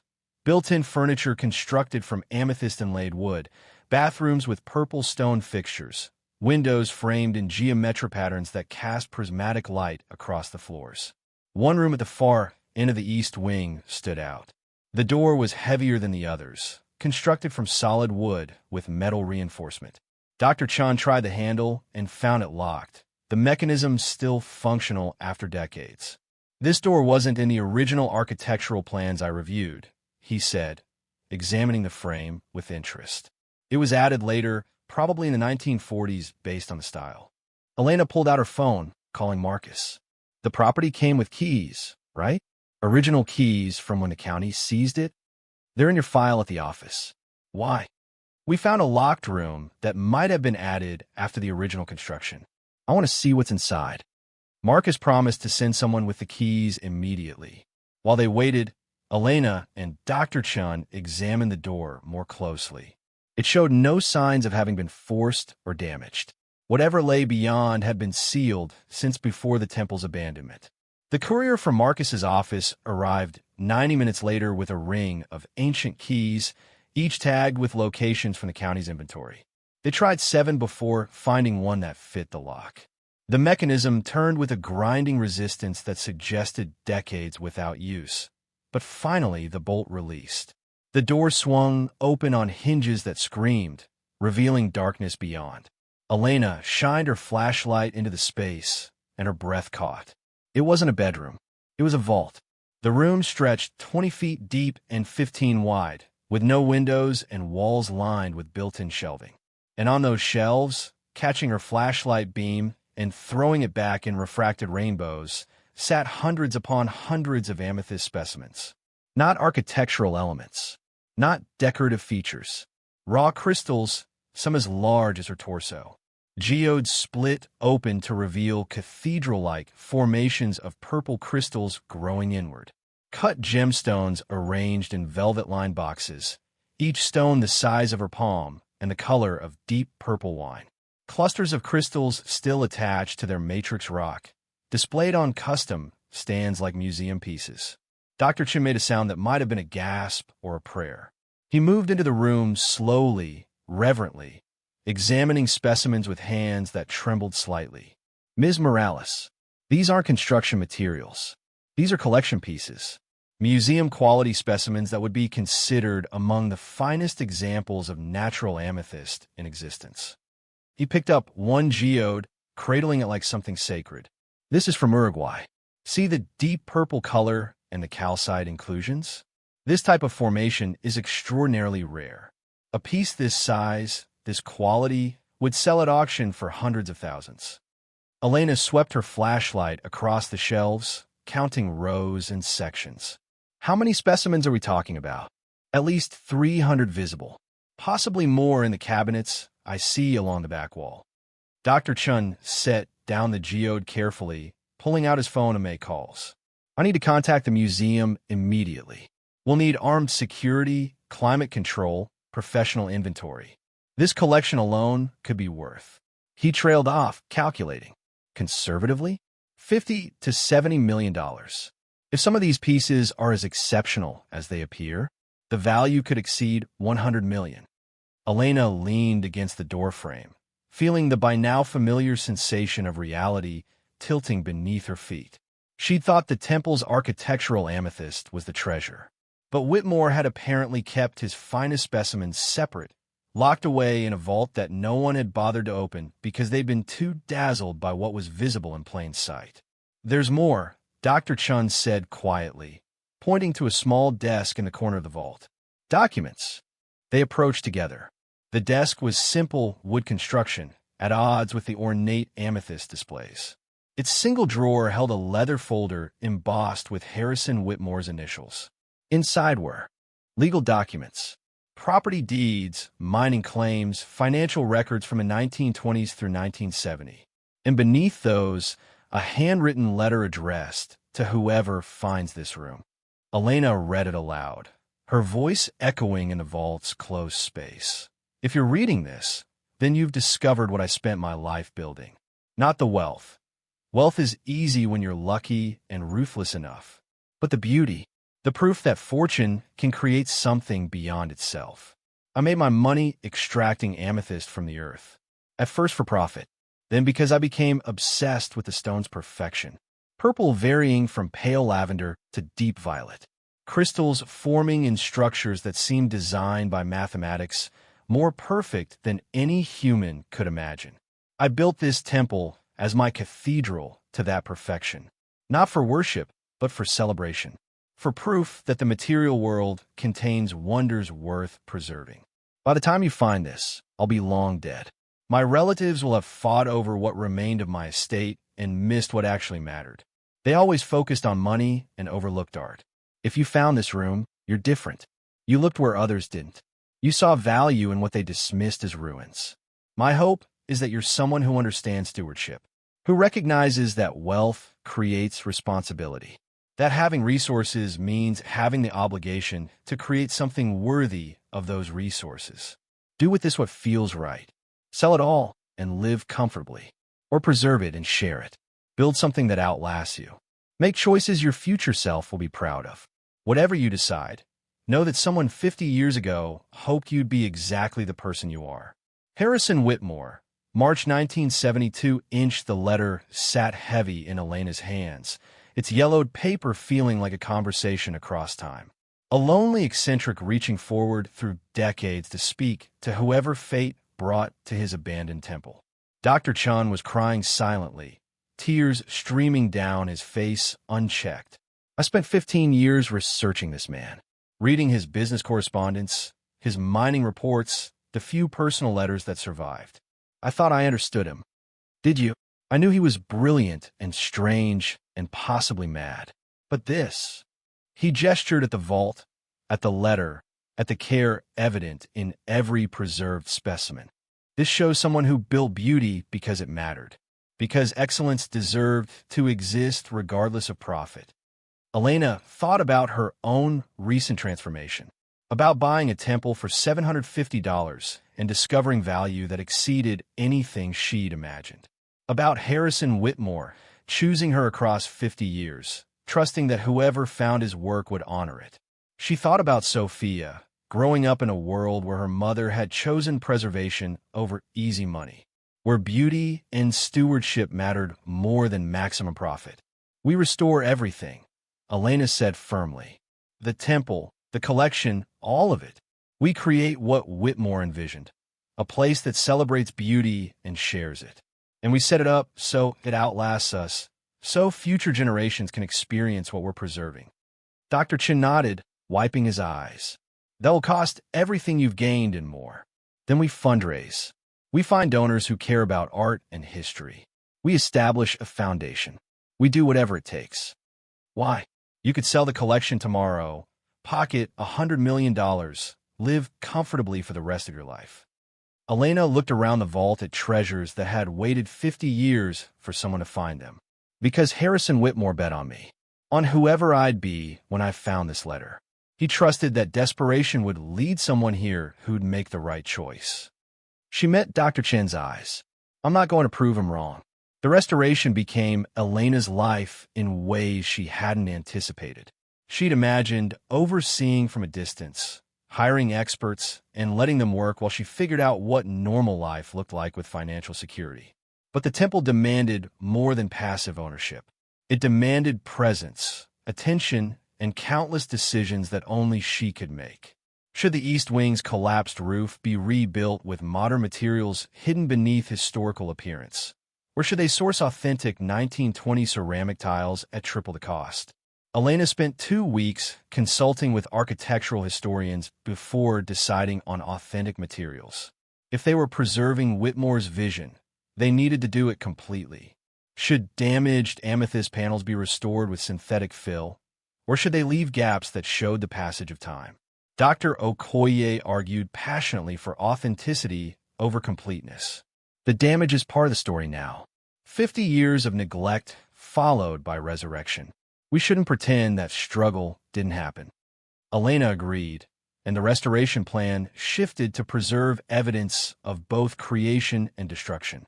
Should the vault collection be sold, to fund restoration costs, or kept intact as part of the temple's permanent holdings? This question haunted Elena for months. The practical answer was obvious: sell portions of the collection, use those funds to complete the work, retain enough pieces for display. But something about Harrison Whitmore's letter made her hesitate. He'd hidden these specimens deliberately, trusting whoever found them to make meaningful choices. Selling them for construction money felt like missing the point. Marcus had opinions, delivered over coffee in his office while Elena reviewed contracts she was learning to understand. The collection is an asset. Assets should work for you. Sell half, keep half. Use the proceeds to ensure the restoration is perfect and the endowment is sufficient to maintain the property indefinitely. That feels like compromise. All good decisions are compromises between ideal and practical. Marcus's smile was gentle. Whitmore was a businessman before he was an artist. He'd understand using resources strategically. Elena thought about that, about whether Harrison Whitmore, who'd built a temple from Amethyst because he could, would approve of selling pieces of his collection, or whether he'd want it kept whole, preserved as evidence of what one person's obsession could create. The answer came from an unexpected source. 4 months into restoration planning, Elena received a letter from someone claiming to be Harrison Whitmore's personal secretary's granddaughter. The woman, Patricia Donnelly, was 83 years old and living in a nursing home in Philadelphia. She'd seen the news coverage and wanted to share information her grandmother had told her before dying. Elena drove to Philadelphia on a Saturday, bringing Sofia, because keeping her daughter close had become instinctual during these months of upheaval and opportunity. The nursing home was nicer than Elena had expected, clean and bright with staff who seemed genuinely caring. Patricia sat in a wheelchair near a window overlooking a small garden. Age had diminished her physically, but her eyes remained sharp and intelligent. When Elena introduced herself, the elderly woman smiled with recognition that suggested she'd been expecting this visit. My grandmother, Rebecca Donnelly, worked for Mr. Whitmore from 1950 until his death in 1972. She was his secretary, his assistant, his friend, really, since he had few others. Patricia's voice carried the careful enunciation of someone whose mind remained sharp even as her body failed. She told me stories about him, about the temple and his obsession with Amethyst, about why he built what he built and what he hoped it would become. Sofia sat quietly beside Elena, listening with the attentive patience that had become her default mode during adult conversations she didn't fully understand but knew were important. Patricia continued, "My grandmother said Mr. Whitmore believed wealth was temporary. That money came and went, fortunes rose and fell, but art endured. He wanted to create something that would outlast his lifetime, something that proved beauty mattered more than profit. The temple. The temple, yes, but not just as a private residence. He wanted it to become a museum eventually, a place where ordinary people could experience what wealth could create when it wasn't hoarded." Patricia pulled a yellowed envelope from the bag beside her wheelchair. "He wrote this letter to my grandmother 6 months before he died. She kept it all these years. I think he knew he was dying and wanted his final wishes documented outside formal legal channels that his relatives might contest." Elena took the envelope carefully, the paper fragile with age. Inside was a letter in handwriting that matched the note she'd found in the vault. "Dear Rebecca, my health fails, and I find myself considering legacy more seriously than vanity previously allowed. My relatives circle like vultures, counting money that isn't theirs yet, dividing assets before my body grows cold. They don't understand what I built. They see expensive materials and calculate liquidation value. They miss the point entirely. The temple isn't about Amethyst. It's about what Amethyst represents: nature's ability to create perfection through pressure and time. Ordinary minerals transformed by geological forces into something transcendent. I built my fortune extracting those transformations from the earth. I built the temple to celebrate them, to create space where people could witness beauty without possessing it, where the act of seeing mattered more than the act of owning. After my death, The relatives will inherit the paperwork and the bank accounts. Let them fight over those scraps. The temple itself, I'm arranging through separate channels to be protected. If those arrangements fail, if the temple is abandoned or destroyed, then I trust it will eventually find its way to someone who understands what it represents. Someone struggling who needs not just wealth, but purpose. Someone who will recognize that having resources creates obligation. Someone who will preserve rather than liquidate. Someone, perhaps, very much like you, my dear friend. Though I hope the universe finds someone younger who will have decades to shepherd this work. Tell them, whoever finds it, that they were chosen by circumstance but are measured by choices. That having nothing makes some people desperate enough to destroy beauty for profit, but it makes others desperate enough to preserve beauty despite cost. I'm betting on the latter. History will reveal if I bet wisely. Yours in gratitude for years of friendship and service, Harrison. Elena finished reading with tears streaming down her face. Sofia had climbed in her lap partway through, sensing her mother's emotional response even if she didn't fully understand the words. Patricia watched them with a gentle expression. My grandmother believed Mr. Whitmore was a good man who'd been lonely his entire life. That the temple was his attempt to connect with something larger than himself. She wanted me to pass this letter to whoever eventually found the place and seemed to care about it properly. Thank you. Elena's voice came out rough. This helps more than you know. What will you do with the temple and the collection? Elena looked at Sofia, at the future her daughter represented, at choices that would echo through generations. I'm going to honor his vision. Restore everything. Keep the collection intact. Create a museum that shares rather than hoards. I'm going to prove that the universe bet wisely when it brought me to that courthouse bulletin board.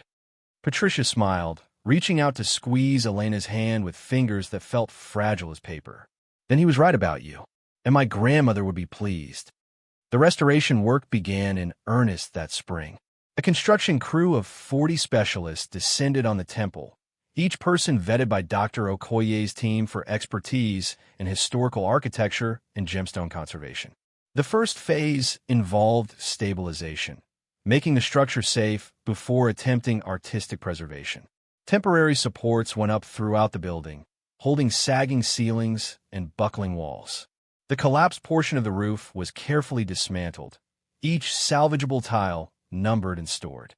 Modern waterproofing went in beneath new construction that would be invisible once the restoration was complete. Elena visited daily, watching the transformation with a mixture of anxiety and wonder. The costs mounted exactly as projected: materials, labor, specialized equipment. Her business account showed outflows that would have given her a heart attack a year ago and now felt like necessary investments in something larger than money. The news coverage continued, bringing both opportunity and complication. Architectural Digest requested a feature article. The Smithsonian expressed interest in partnership opportunities. Tourism boards from 3 counties began planning promotion strategies for when the temple eventually opened. But the attention also attracted people whose interest was less benevolent. 6 months into restoration, Elena received a certified letter from a law firm in New York. They represented a coalition of Harrison Whitmore's legitimate heirs, who were filing suit to block the restoration and claim the property's contents based on newly discovered evidence about Whitmore's testamentary intent. Marcus reviewed the filing with visible contempt. Newly discovered evidence that's conveniently appeared now that you've made the property valuable. They're claiming Whitmore intended the collection to be distributed among family members, and the county sale violated their inheritance rights. Can they win? Not if we fight properly, but fighting will be expensive and time-consuming.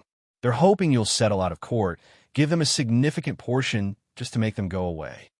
Elena thought about Harrison's letter, about him anticipating exactly this kind of grasping desperation from relatives who'd never understood what he'd built. We fight. No settlement, no compromise. If they want to claim inheritance, they can prove it in court. The legal battle consumed 8 months. The Whitmore heirs produced a document they claimed was a codicil to Harrison's will, expressing his desire for the Amethyst collection to be shared among family who appreciate its beauty. The language was vague enough to be interpreted multiple ways.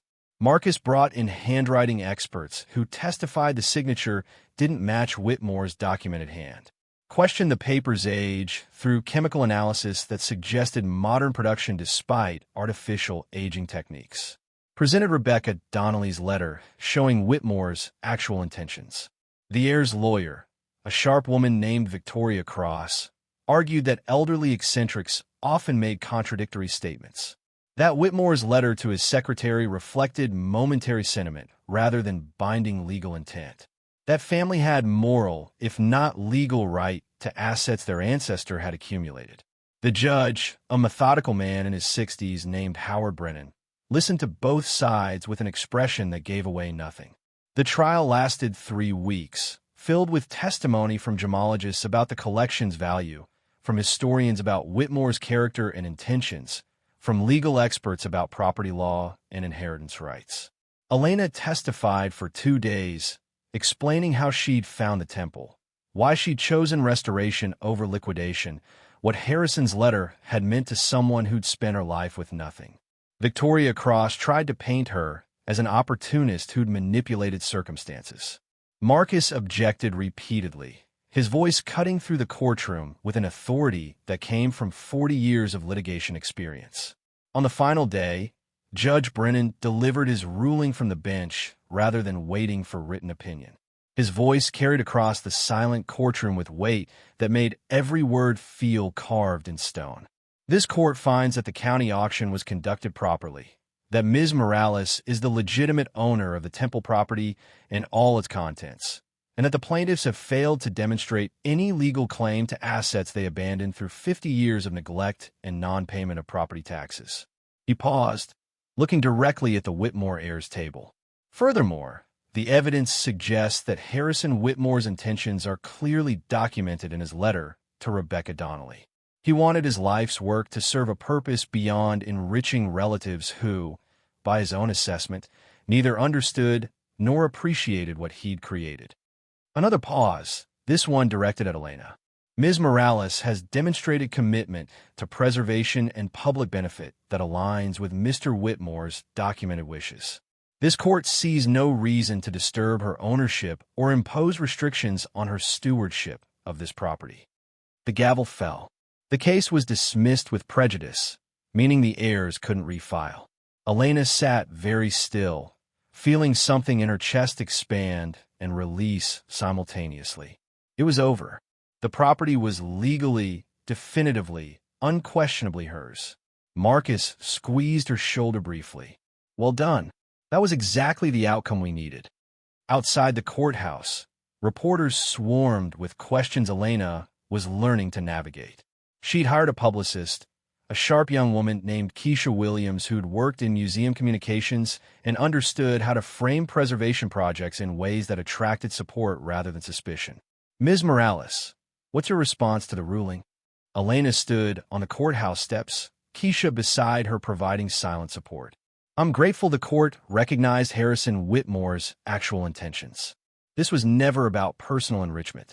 It's about preserving something extraordinary and sharing it with people who wouldn't otherwise have access to this kind of beauty. Will you sell any of the collection?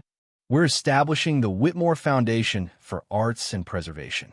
A portion of the collection will be sold through reputable auction houses, with proceeds funding the temple's restoration and creating an endowment for ongoing maintenance. The majority will remain intact for public education and enjoyment. How much is the collection worth? Conservative estimates suggest $70 to $90 million for the vault collection alone.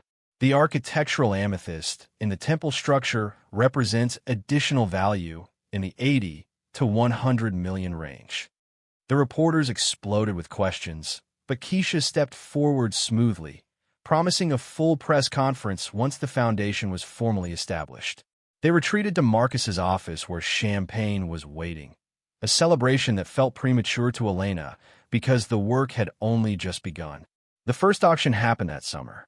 Sotheby's, prestigious enough that their involvement added credibility and attracted serious bidders.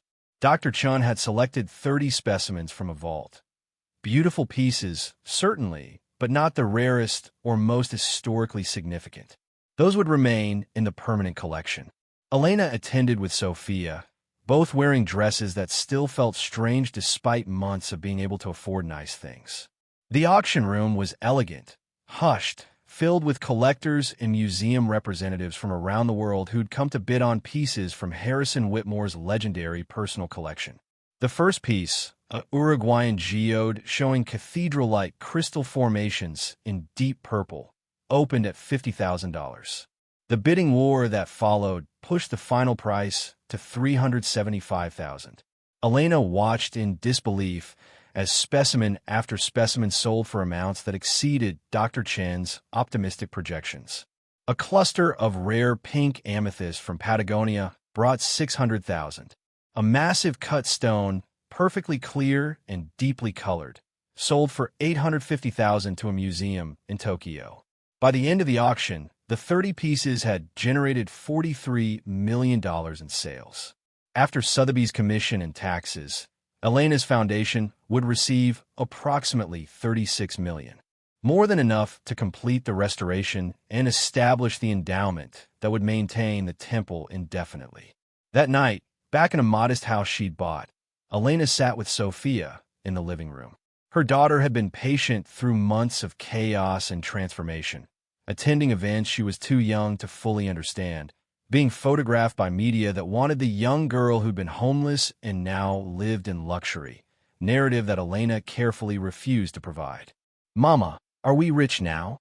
The question was simple, asked with 7-year-old directness that cut through all the complexity. "We're secure, Mija.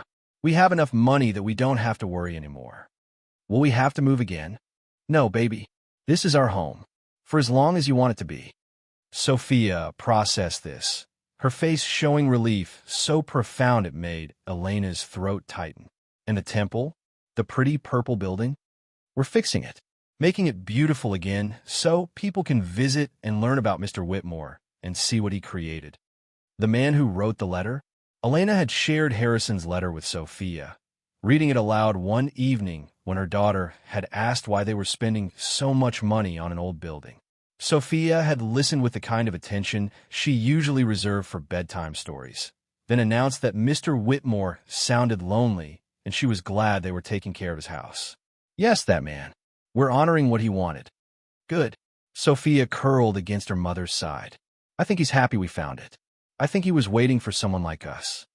Elena held her daughter close, watching sunset paint their living room in shades of orange and gold. "Someone like us. Someone who'd known poverty and struggle. Someone who understood that wealth meant nothing if you didn't use it to create something worth having." The restoration accelerated through fall and winter. The structural repairs were completed by the following spring. New foundation waterproofing, rebuilt load-bearing walls, a roof that would last another 100 years constructed with tiles sourced from a manufacturer in Portugal who still made them using 1920s techniques. Then came the delicate work of restoring the amethyst features. Dr. Okoye's team spent months carefully removing damaged panels, cataloging each stone, repairing what could be saved, and deciding what needed replacement. They worked with surgical precision, understanding that every piece was irreplaceable. Elena learned to read gemstone grading reports, understanding the difference between AA and AAA quality, why certain purple shades commanded premium prices, how crystal clarity affected value and appearance. She became fluent in the language of restoration, pointing, mortar composition, structural integration techniques that preserved historical integrity while meeting modern building codes. The media attention brought partnership opportunities. The Getty Museum offered consultation services and loan agreements for supplemental displays. The Smithsonian expressed interest in temporary exhibitions featuring pieces from Whitmore's collection. Universities requested permission to bring students for educational visits. Elena said yes to everything that aligned with Harrison's vision of sharing rather than hoarding. No to proposals that felt exploitative or that prioritized profit over preservation. The Whitmore Foundation was formally established 18 months after Elena had bought the temple. Its board included Dr. Chun, Dr. Okoye, Marcus Webb, and 3 other professionals whose expertise and ethics Elena had come to trust. The mission statement was simple: to preserve Harrison Whitmore's legacy and ensure that beauty and art remain accessible to all, regardless of economic background. The endowment, funded by auction proceeds and ongoing collection loans, totaled $48 million. Properly invested, it would generate $2 to $3 million annually, more than enough for maintenance, staffing, and programming in perpetuity. But the work was far from finished. The temple's 2nd and 3rd floors still required extensive restoration. The vault needed climate control systems sophisticated enough to preserve specimens worth millions. The grounds needed landscaping that restored Whitmore's original gardens while providing accessibility for visitors. 2 years into the project, Elena hired a temple director, a museum professional named James Rodriguez who'd previously worked at the De Young Museum in San Francisco. He brought expertise in operations and programming that Elena lacked, developing educational initiatives that would serve schools and communities when the temple eventually opened. She also hired security professionals who understood protecting high-value art.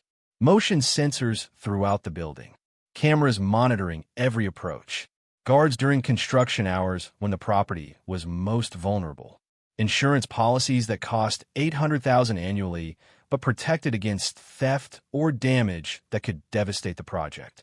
The costs were staggering. Even with auction proceeds and careful budgeting, Elena found herself making difficult decisions about priorities and timing. Should they complete the main floor's restoration before starting the upper levels, or work on all areas simultaneously to maintain consistency? She chose sequential completion, reasoning that having 1 floor perfect was better than having 3 floors half-finished if funding became an issue. Sofia grew through the restoration like a time-lapse video, transforming from a quiet 7-year-old into a confident 10-year-old who could explain amethyst formation processes to visiting journalists and discuss Art Deco architecture with professionals 3 times her age. She'd become the temple's unofficial youth ambassador, appearing in photos and interviews with poise that made Elena simultaneously proud and concerned. "She's so poised," Marissa observed during one of their regular coffee meetings. They maintained their friendship despite Elena's transformation, though the dynamic had shifted in subtle ways that took effort to navigate. "Does it worry you that she's growing up around all this pressure and attention?" Elena watched Sofia through the cafe window, walking with Keisha to examine renovation plans displayed on tablets. "Every day, I didn't want her childhood to be about wealth and responsibility and public scrutiny. But it's teaching her things I couldn't have taught otherwise. That resources create obligation. That preservation matters. That you can come from nothing and still build something extraordinary." "You sound like you're trying to convince yourself." Elena sighed, the sound carrying exhaustion that never quite disappeared despite financial security. "I am, because part of me still thinks this is all temporary. That someone will realize the mistake and take it away. That I'll wake up and find myself back in that apartment with an eviction notice, and this will have been a dream my brain created to cope with poverty." Imposter syndrome is real when you leap from poverty to wealth this fast. "But Elena?" Marissa reached across the table, gripping her hand firmly. "You earned this, not through labor alone, but through seeing value where everyone else saw ruins. Through choosing preservation when selling would have been easier. Through refusing to let Harrison Whitmore's life work be destroyed or hoarded. You earned this by being exactly who you are." The words helped, though the feeling of precariousness never fully disappeared. Elena had learned that poverty creates psychological scars that persist long after bank accounts stabilize. She still checked prices obsessively at grocery stores despite being able to afford anything. Still bought Sofia's clothes on sale despite having millions. Still woke at 3 a.m. with anxiety about bills that were paid months ago. Therapy helped. Dr. Angela Morrison, a psychologist who specialized in sudden wealth adjustment, met with Elena weekly to work through what she called financial trauma. The same survival mechanisms that had kept Elena afloat during poverty now manifested as hypervigilance about money despite having more than she could spend in a lifetime. "You're not broken," Dr. Morrison explained during one session. "You're responding normally to abnormal circumstances. Going from poverty to wealth overnight is psychologically destabilizing. Your brain still thinks you're one emergency away from catastrophe because that was true for 24 years. How do I stop thinking that way? You don't stop entirely, but you learn to recognize the thoughts as outdated protection mechanisms rather than current reality. You create new neural pathways through experiences that prove you're safe now." The breakthrough came during the third year of restoration when Elena made a decision that felt terrifying and necessary. She quit her job at the clinic. It was illogical to keep working for $40,000 annually when she had $48 million in the foundation and personal assets exceeding $20 million from collection sales. But the job had been her identity for so long that releasing it felt like cutting a rope while suspended over a void. Her last day at the clinic, her coworkers threw a party with cake from the grocery store and a card signed by everyone. Dr. Ramirez, the senior physician, pulled her aside privately. "You know, you were the best medical assistant I ever worked with. Reliable, competent, genuinely caring about patients. You didn't have to work here the last 2 years, but you did anyway. I needed—" Elena struggled for words. "I needed something normal. Something that reminded me of who I was before everything changed. You're still that person, just with different circumstances." He smiled. "But it's time to let yourself be someone new. Someone who preserves beauty instead of just surviving. Go build your temple." The final phase of main floor restoration was completed in year 4. Elena scheduled a private preview for people who'd supported the project from the beginning. Dr. Chun, Dr. Okie, Marcus, Marissa, Patricia Donnelly, who traveled from Philadelphia despite her age, and selected members of the construction crew who'd worked with dedication that exceeded professional obligation. They walked through rooms transformed from ruins into splendor. The entry hall's ceiling, where conservators had spent 18 months carefully restoring hand-painted murals that now glowed with colors that seemed lit from within. The sitting room where amethyst floor tiles had been cleaned, repaired, and sealed, creating a surface that looked like walking on solidified light. The library, with its amethyst-inlaid shelving, now held books on gemology, architecture, and Whitmore's own journals, donated by museums and private collectors who wanted to contribute to the temple's educational mission. The dining room featured the massive table, reconstructed from salvage pieces and new would carefully aged to match, surrounded by chairs custom-built to Whitmore's original specifications. The vault remained the emotional centerpiece. Now climate-controlled and properly lit, the amethyst specimens gleamed behind museum-quality glass, each piece labeled with information about its geological origin and place in Whitmore's collection. The reduced collection, after auction sales, still numbered 230 pieces, each one extraordinary enough to be a museum's prized possession. Sofia led the tour with confidence that made Elena's heart swell. She explained how amethyst formed through silica-rich solutions depositing in volcanic rock cavities, how iron impurities created the purple color, how the finest specimens showed uniform color distribution without visible inclusions. Dr. Chun wiped his eyes openly when they reached the vault. "Harrison would be astonished. This exceeds anything I imagined possible." "We're not done," Elena reminded him. "The second and third floors still need work. The grounds need restoration. The outbuildings need assessment. But the heart of it is complete. The soul of what he built is visible again." That night, after everyone had left and the security guards had locked the doors, Elena stood alone in the entry hall.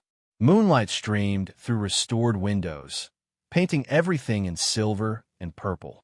The temple felt alive in a way she couldn't quite explain, not haunted, but inhabited by the care and vision that had created it.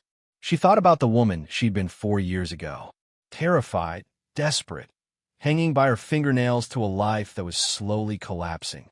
That woman felt impossibly distant now, like someone she'd read about rather than actually been. But she also remembered the courthouse bulletin board, the decision to raise her card at an auction when everyone else had stayed silent, the choice to restore rather than liquidate when profit would have been easier. Those moments defined her more than any wealth that followed. They were the proof that she'd been someone worth Harrison Whitmore's bet, someone who could look at ruins and see possibility, who could inherit a treasure and choose stewardship over exploitation. Her phone buzzed with a text from Sofia, already home and in bed, but unable to sleep. "Mama, can we live in the temple when it's done?" Elena smiled, typing back. "It's a museum, Mija, not a house. But we can visit whenever we want. That's better anyway. It should belong to everyone, not just us." The wisdom in those words, from a 10-year-old who'd grown up with nothing and now had access to everything, made Elena's eyes burn. She'd worried about wealth spoiling her daughter, teaching the wrong lessons about value and worth. But Sofia understood instinctively what some people never learned, that having resources created responsibility for using them well. The upper floors revealed new surprises during their restoration phase. The second floor contained bedrooms, each decorated in different amethyst themes. One room used pale lavender panels to create an atmosphere of serenity. Another featured deep purple stones arranged in patterns that looked like stained glass when sunlight hit them properly. The master bedroom, presumably Whitmore's own quarters, was the most elaborate. The walls were lined with amethyst panels showing gradual color transitions from nearly white to deep violet, creating an effect like watching sunset across purple skies. The bathroom featured a bathtub carved from a single massive amethyst geode, its interior crystals polished smooth but still showing natural formations. Dr. Okoye called Elena immediately when the bathtub was discovered. "You need to see this. This might be the single most valuable individual amethyst piece in existence." The geode was enormous, at least 6 feet long and 4 feet wide, hollowed out and shaped into a functional bathtub without destroying its natural beauty. The exterior showed rough, whitish matrix stone, but the interior exploded with deep purple crystals that created a surface that looked like bathing in captured starlight. "How much?" Elena's voice came out as a whisper. "Uncut geodes this size sell for hundreds of thousands. Cut and polished into functional art? This is genuinely priceless. There's no market comparison because nothing like this has ever been sold." They stood in the bathroom, staring at a bathtub worth millions that Harrison Whitmore had used for his daily ablutions. The decadence of it felt both absurd and somehow perfectly aligned with a man who'd built an entire temple from a stone he loved. "We preserve it exactly as it is," Elena decided, "behind protective barriers where visitors can see but not touch. This needs to be shared, but it also needs to be protected." The third floor turned out to be Whitmore's private workspace, a combination office, laboratory, and meditation room. Unlike the ornate public spaces below, this area showed functional simplicity. Plain walls, practical lighting, furniture chosen for comfort rather than display. But the room's centerpiece stopped Elena in her tracks the first time she saw it. A meditation chamber, circular, approximately 15 feet in diameter. Its walls constructed entirely of clear amethyst panels arranged to create a room that seemed to glow with captured purple light. When sunlight hit the panels at certain angles, the entire space erupted in refracted rainbows that painted the floor and ceiling in shifting color patterns. The effect was transcendent, beautiful in a way that felt spiritual regardless of personal beliefs. Elena stood in the center of that room and understood viscerally why Harrison Whitmore had dedicated his life to amethyst. It wasn't about wealth. It was about encountering beauty so profound it demanded response beyond rational thought. "We need to let people experience this," she told James Rodriguez when he saw the meditation chamber for the first time. "Not just see it through glass, but actually enter it and feel what it's like to be surrounded by this kind of beauty. That creates risk, visitor damage, theft, increased insurance costs." "I know, but Whitmore built this for a purpose. For meditation, for contemplation, for the experience of being inside beauty. We can't just turn it into an exhibit behind velvet ropes. They compromised. The meditation chamber would be open for guided visits, limited to small groups, with strict protocols about behavior and supervision. Visitors would remove shoes to protect the floors. No bags or phones allowed inside. Time limits to prevent overcrowding. The restrictions felt necessary, but also counter to Elena's instinct that beauty should be accessible without extensive barriers.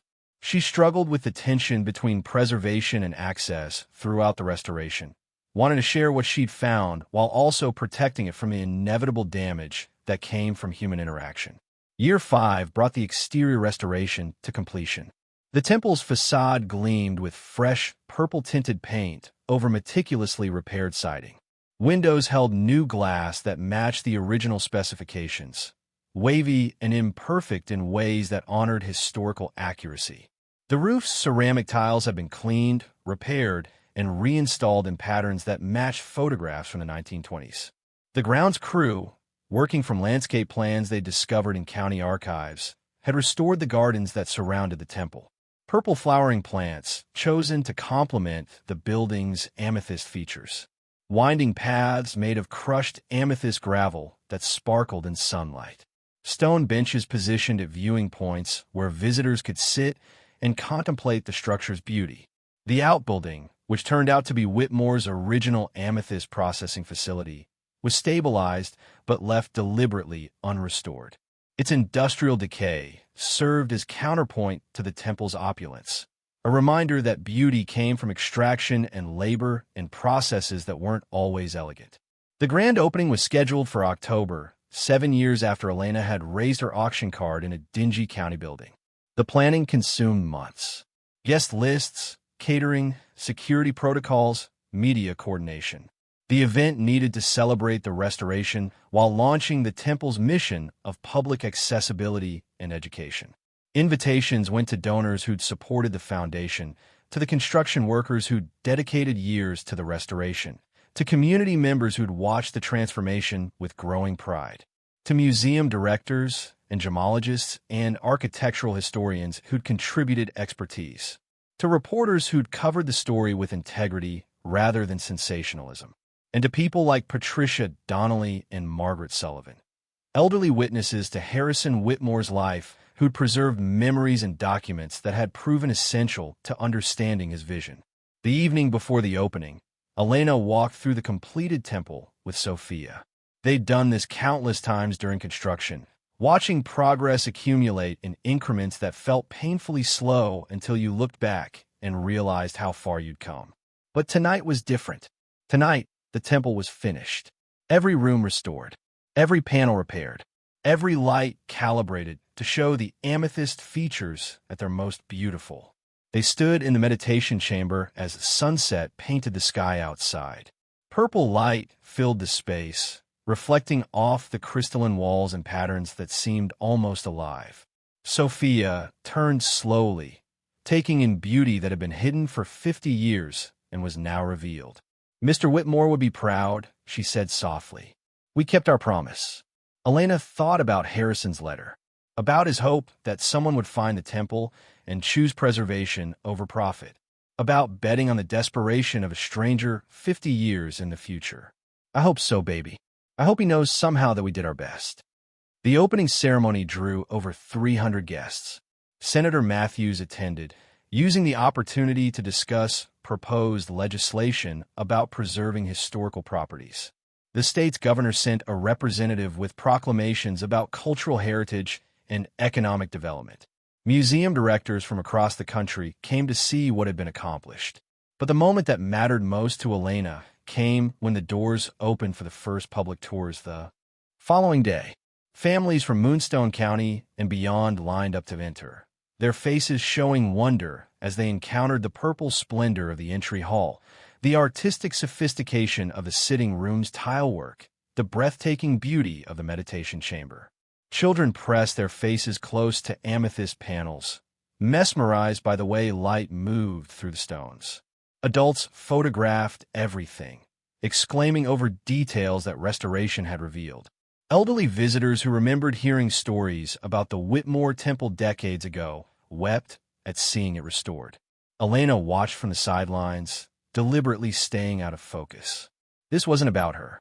It was about Harrison Whitmore's vision made accessible, about beauty shared rather than hoarded, about proving that wealth, when used with intention and care, could create value that transcended money. Dr. Chun found her in the vault, where fewer visitors ventured because the specimens required more specialized appreciation. You did it. Against all odds, you actually did it. We did it. All of us. Elena gestured at the restored space around them. This was never about me alone. No, but it started with you. With someone desperate enough to buy a destroyed building for her last $750. Someone brave enough to see past the destruction to what could be preserved. He smiled, the expression carrying 7 years of shared work and mutual respect. Harrison bet on desperation, leading someone here who'd make the right choices. You proved him right. The temple's success exceeded every projection. Monthly attendance averaged 3,000 visitors in the first year, despite the rural location and admission fees calibrated to cover operational costs. Schools brought students for educational programs. Researchers requested access to the collection. Wedding parties paid premium rates to host ceremonies in the meditation chamber, their fees funding scholarship programs for students interested in gemology and art conservation. Media coverage continued, but shifted from Woman Finds Treasure to how one preservation project is changing regional economics and cultural access. Moonstone County experienced increased tourism and small business development. Property values rose as the area gained reputation as a cultural destination. Elena hired locals where possible, creating jobs that paid better than the service industry positions that had been the only options. Security guards, tour guides, grounds maintenance, administrative staff. The temple employed 47 people whose livelihoods now depended on its success. But success brought its own complications. Increased attendance meant increased wear on restored elements. Climate control systems struggled during extreme weather. Insurance costs escalated as the collection's appraised value continued climbing with each new assessment. By year 8, the foundation was spending $3 million annually on operations, more than the endowment generated even with careful investment.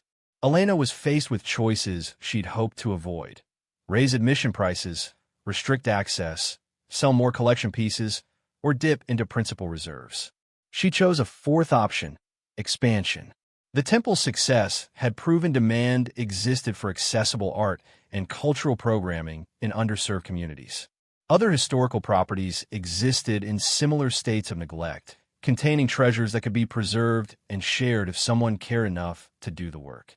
Elena proposed establishing a broader mission, not just the Whitmore Temple, but a network of preserved sites that brought beauty and history to communities that needed them.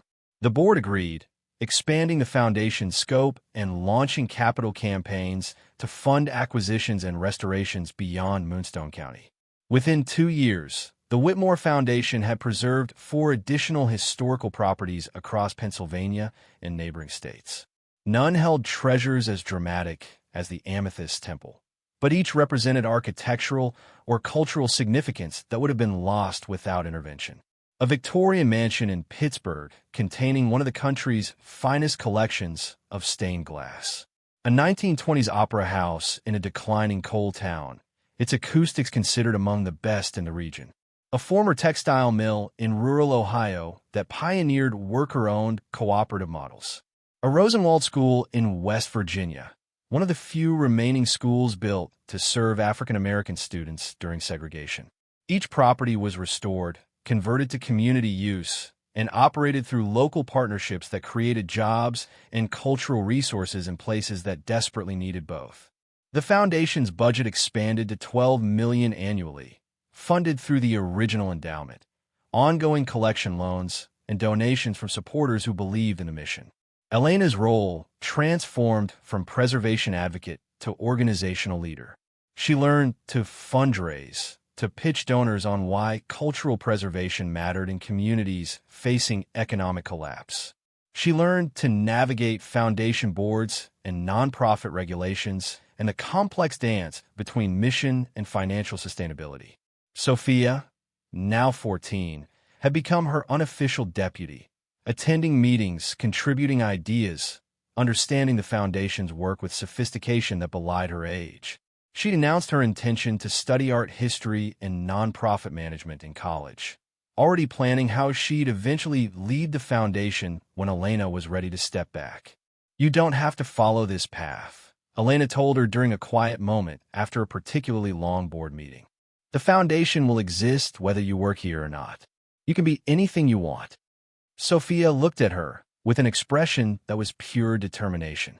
"I want this. I want to do what you're doing, finding treasures everyone else missed and making sure they're not destroyed or hoarded. This matters, Mama. Maybe more than anything else I could do. It's hard work, exhausting work.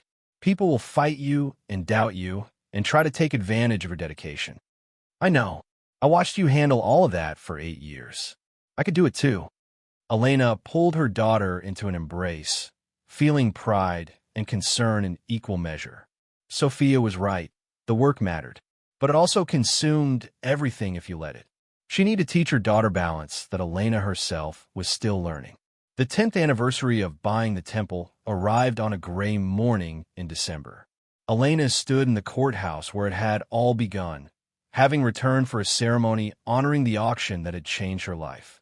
The county was rebranding itself as a cultural destination, crediting the temple's success with economic revitalization that had brought new businesses and tourism.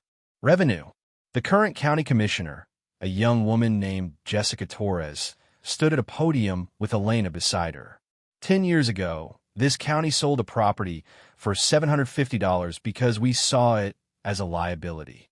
We missed the treasure it contained. We failed to recognize value in plain sight.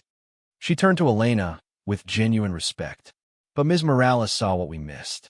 She chose preservation when profit would have been easier. She created something that serves thousands of visitors annually and employs dozens of community members. She proved that one person's vision and determination can transform not just a building, but an entire region. The audience applauded. Elena accepted the recognition with grace she'd learned over the years, though part of her still felt like an imposter standing where praise and public attention focused. After the ceremony, she drove to the temple. It was closed for the day, the weekly maintenance period when conservation staff attended to minor repairs and cleaning without public interruption. She let herself in with keys that still felt slightly unreal in her hands. Keys to a building worth hundreds of millions, keys she owned because of $750 in desperation and luck. The entry hall was silent except for her footsteps on amethyst tile. She climbed the restored staircase to the second floor, moved through bedrooms where princes and artists and collectors had stayed during Whitmore's lifetime, ascended to the third floor where the meditation chamber waited. The sun was setting, its light hitting the clear amethyst walls and creating the kind of radiant beauty that felt almost overwhelming. Elena sat in the center of the chamber, cross-legged on the purple-tinted floor, and let herself feel the full weight of what 10 years had brought. She'd started with an eviction notice and $750. Now she owned a foundation with assets exceeding $60 million. She'd transformed from a medical assistant to a cultural preservation leader who spoke at conferences and advised other communities on heritage conservation. Sofia had gone from a scared 7-year-old who'd watched her mother struggle to a confident 14-year-old who'd addressed museum boards and community organizations about the importance of accessible art. They'd proven that treasure could exist in ruins, that poverty didn't disqualify someone from stewardship, that Harrison Whitmore's faith in unknown future helpers had been justified. But sitting in the meditation chamber, surrounded by beauty that had outlasted its creator by 50 years, Elena felt the deeper truth settling into her bones. The treasure hadn't been the amethyst. The treasure had been the choice. Every moment when she could have sold and didn't. Every decision to restore rather than liquidate. Every time she'd chosen meaning over money, preservation over profit. Those choices had built something that would outlast her, just as the temple had outlasted Harrison Whitmore. The amethyst was just stone. Beautiful stone, certainly, Valuable stone, undeniably, but still just the physical world's offerings, transformed by geological pressure into something humans found appealing. The real treasure was what you did when you found beauty, whether you protected it or exploited it, whether you shared it or hoarded it, whether you recognized that some things mattered more than market value. Her phone buzzed with a message from Marissa. "How's it feel, being back where it started?" Elena typed her response carefully, searching for words that captured complexity without drowning in sentiment. Like coming full circle. Like proving to myself that the woman who bought this place wasn't crazy. Just desperate enough to see what everyone else missed. Marissa's response came immediately. She was both, but mostly brave. Elena smiled, alone in the meditation chamber as purple light faded with the sunset. Brave felt generous. She'd been terrified every step of the way. But maybe courage wasn't the absence of fear. Maybe it was choosing to proceed despite terror, to bet on vision when logic counseled surrender. She descended to the vault where Harrison Whitmore's collection gleamed behind museum glass. His letter to Rebecca Donnelly was framed on the wall, words that had guided Elena through every difficult decision. Someone who'll recognize that having nothing makes some people desperate enough to destroy beauty for profit, but makes others desperate enough to preserve beauty despite cost. "I'm betting on the latter." He'd bet correctly. And 10 years later, standing in the temple he'd built and she'd restored, Elena finally understood what he'd actually given her. Not wealth, though that had come. Not security, though she and Sofia had found that too. He'd given her purpose. Proof that her life could matter in ways that extended beyond simple survival. That she could be someone who created rather than just endured. That poverty didn't define her capacity for stewardship or vision or dedication to something larger than herself. The temple had been her education in what was possible when you stopped accepting limits that others imposed. When you looked at ruins and saw potential. When you recognized that the world's greatest treasures often waited in places everyone else had learned to ignore. Sofia found her mother an hour later, still sitting in the vault, lost in contemplation. "Mama, are you okay?" "I'm perfect, Mija. Just thinking about how we got here." Sofia sat beside her, both of them looking at amethyst specimens that had outlasted everyone who'd first admired them. "Do you ever wish you just sold everything? Taken the money and lived differently?" Elena considered the question seriously, giving her daughter the kind of honest answer she deserved. "Sometimes, usually at 3 a.m., when I'm reviewing budgets and worrying about whether the endowment will sustain operations through economic downturns. Or when another lawsuit gets filed by someone who thinks they deserve a piece of what we've built. Or when restoration costs exceed projections and I have to make decisions about what to cut or delay. But then I walk through the temple and see visitors experiencing beauty they'd never encounter otherwise. I see school groups learning about art and preservation. I see communities whose economies improved because we created cultural resources worth traveling to see. And I know we made the right choice." She put her arm around Sofia's shoulders. "Wealth is temporary, Mija.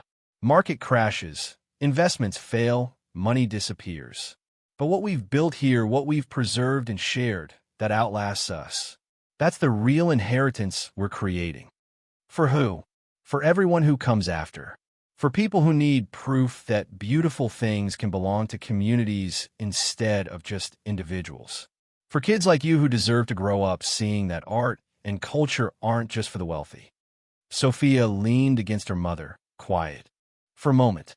"Then, I want to keep doing this. After college, after you're ready to stop, I want to run the foundation and find more treasures everyone else missed." "I know you do, and you'll be extraordinary at it." They sat in companionable silence, watching purple light fade with approaching night.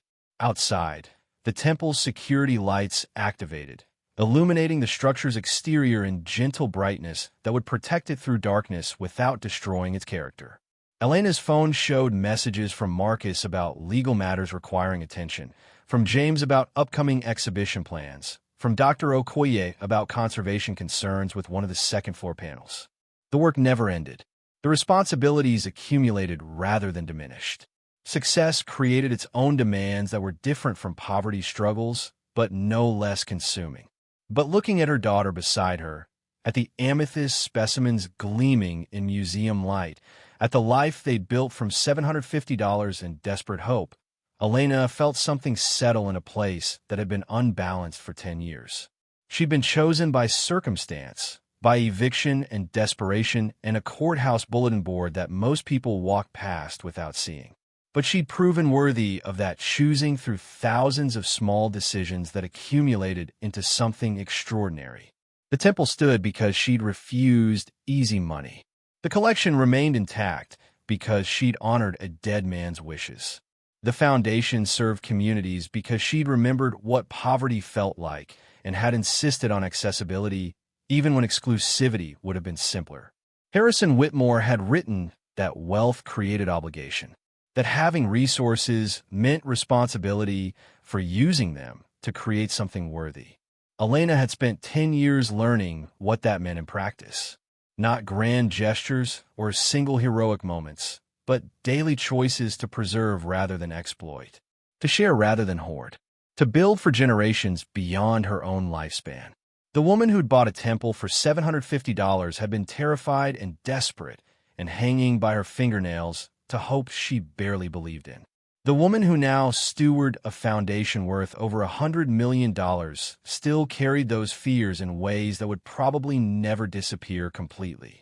But she'd also learned that treasures came in unexpected forms, that poverty's desperation could sharpen vision to see what wealth's comfort missed, that being chosen by circumstance mattered less than choosing daily to be worthy of that selection.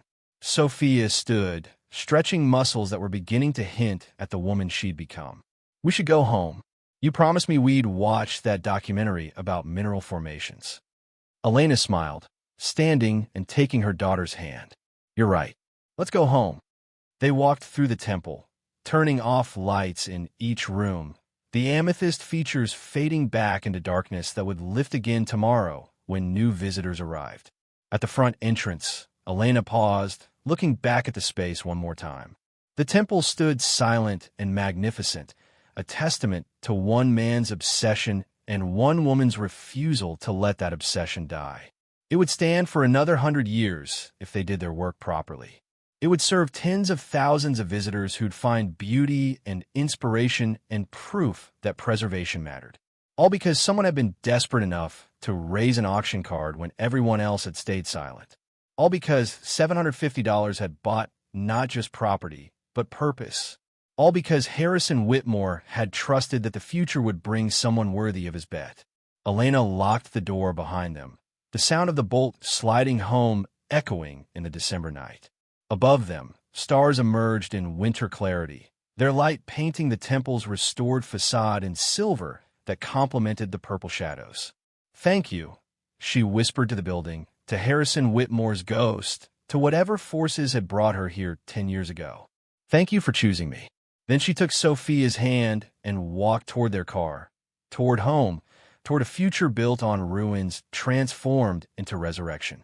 The eviction notice that had driven her to desperation now hung framed in her office, not as a reminder of struggle, but as evidence that sometimes the world's greatest treasures wait for those desperate enough to look in places everyone else has abandoned. Sometimes the most valuable discoveries come wrapped in destruction, hidden in plain sight, waiting for someone with nothing to lose and everything to fight for. Sometimes $750 can buy infinity if you're brave enough to see what others miss and stubborn enough to preserve what others would destroy. And sometimes the universe places exactly the right person in exactly the right moment to ensure that beauty survives, that vision endures, and that one man's hope across 50 years finds vindication in a stranger's choice to honor legacy over profit. The temple stood against the winter sky, glowing with interior light that would guide visitors tomorrow and the day after and for generations beyond. A monument to persistence and preservation. A treasure that had waited for the right steward and found her in the most unexpected form. A single mother with an eviction notice and $750 who'd proven that sometimes the world's greatest fortunes belong to those willing to see value in ruins. Thank you so much for watching until the end.